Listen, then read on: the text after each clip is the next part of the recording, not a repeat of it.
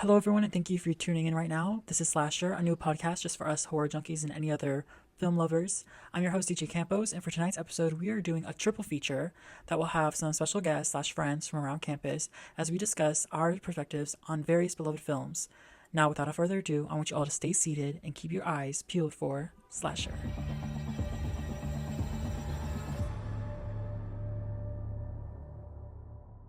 First, I have Gifty Kwamensa in the room with me. She is a freshman on campus here and is at UTK studying nursing. I was able to get her to watch Get Out, a 2017 horror by director Jordan Peele with me. Now, Gifty, when I was describing this film to you, what were your first impressions?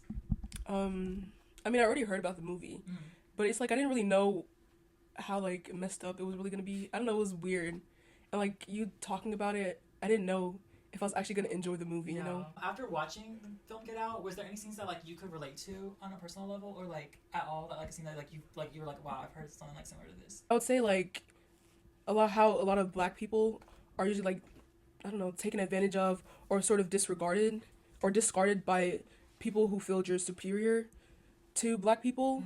And I mean, in the movie you can kind of see that by how like they were using black people, they're like trying to take over your bodies and stuff like that. Do you think Get Out has made you more willing to watch more of these horror like psychological horror movies, or at least more horror movies created by black directors?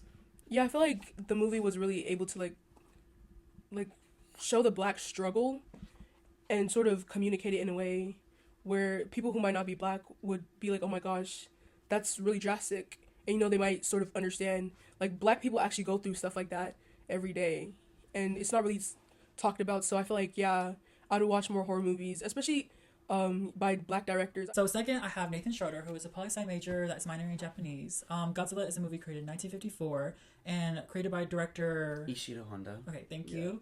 Now, Nathan, after watching that movie, which is originally titled Gojira. Gojira. Then what are your thoughts after watching Gojira?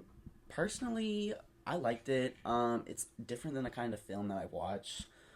Just given the symbolism of it all, and just given the fact that it was made in like the 50s, it's like a foreign film. It's like different. Were there any metaphors you were able to draw from like Japanese, like how Japan was back then in the 1950s after World War II, and then like what Godzilla is supposed to be a reference to or like supposed to symbolize, I guess is how I would word this question. In World War II, so Japan kind of went through this phase of like they didn't really go through a phase, but like the movie Godzilla represents like, you know, the reaction to you know, the bombs that went off on Hiroshima and Nagasaki. So that's like the main theme that I realized, just, you know, the kind of threat, that big threat of everyone like complete annihilation by like this big monster. It kind of represents those fears. You kind of notice this through horror movies. Horror movies can kind of tell like, you know, the cultural like thing going on at the moment. So it was really good. I think they conveyed the themes really well, and it was really like great take on everything going on in the culture at that time. So this is the part of the video where I forgot to bring a microphone on set before we started recording. So sorry for the audio, but it is still recorded, and I hope you all enjoy it. Anyways, go back to the video. Bye. Finally, I have Kaylee Baylor, who is here to discuss with me about Wes Craven's Scream 1996. The final girls trope is, of course, something I talk about in my paper. What are some characteristics and examples of final girls besides our Sydney that you've seen in horror movies? Any final girl is just gonna be, if you're quiet and mind your business, you're gonna be fine. Friday the 13th, that franchise is always like bad kids that always like have sex or like do drugs or like do something bad that isn't like good, and then eventually they get off by the killer. So like being the quiet girl before this time zone, like being the quiet girl in a movie would give you the best chances to be alive. What do you think sets Scream apart from other slashers that you've watched? Well, one, it just implements a different type of final girl.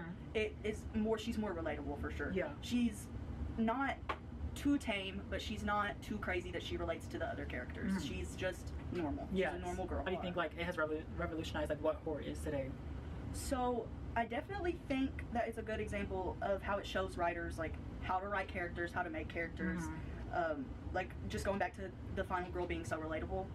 And then they also managed to make this movie with this plot that you don't really get fully explained to you until the end of the movie, and it still manages to make sense, and it's still good, and it's considered like a classic horror movie now. Thank you all so much for listening to this episode of Slasher. Remember, we put out episodes weekly, and we're always looking for anyone who wants to join on the podcast and talk about a specific episode. Usually we do full analysis on these films, but this week was just a mini-sode to give you a sneak peek of what all Slasher can dice up. Now, I hope you enjoyed this week's episode, and make sure you follow along with our social medias in the bio for more content. Now go out there and be good people. Peace.